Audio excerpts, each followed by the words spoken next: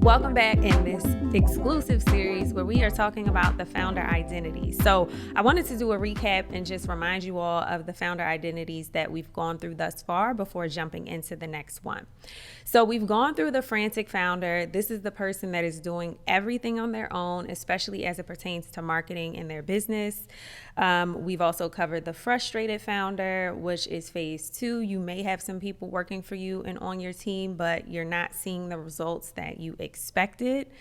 The third phase is the unfulfilled founder. And so this founder has seen major milestones and has grown their business to a certain point, but they're looking at it and they're not really sure if this is the business that they wanted to actually build.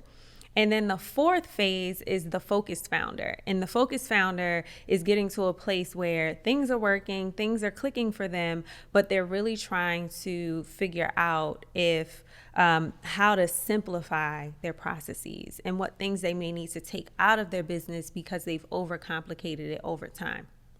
So that was the recap. Now we're going to jump into the fifth phase, which is actually the fulfilled founder. And so at this stage, this is when you really start to feel like your company has the potential to scale.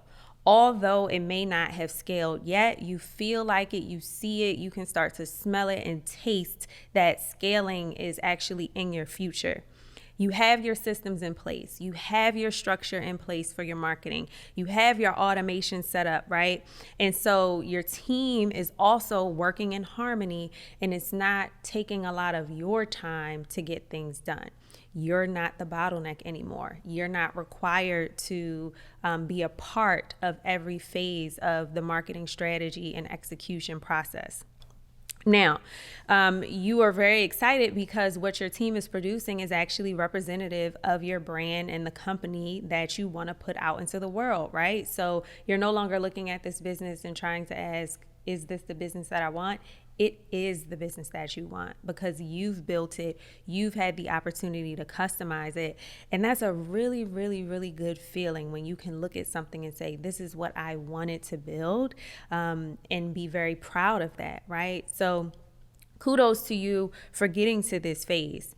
Now, while you have all these great and amazing things that are happening, you want to start to expand your company's growth, right? You want to take it beyond where it is now. And in that process, it's not necessarily a bad thing. You're just not sure how to experience expansion, right? Have you ever kind of thought, okay, everything is going really well and I know it's going to continue to go really well, but how do I make sure that I continue to grow and I continue to achieve and I continue to take my business beyond, right, my wildest dreams, take it to that level of scalability? Now, at this phase, your revenue is absolutely consistent. And what is even more important is it is predictable. You know what you put out is going to produce a certain result. You know what works. You're not guessing. You're not trying to test things out. Well, you're still testing because that is just a function of marketing. But when you're testing things, you have some sense of how those things are actually going to turn out for you. So you know and you can predict what your revenue is going to be, and you know exactly what is happening in your business behind the scenes, in front of the scenes, in all aspects and areas. This is when you really start to step into that CEO-ship.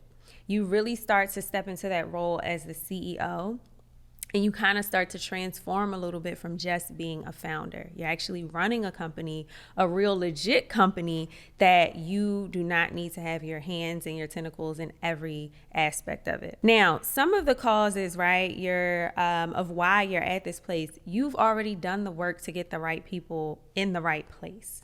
You've gone through, you've hired the people that you need to get your company to grow to a specific level, and it's working.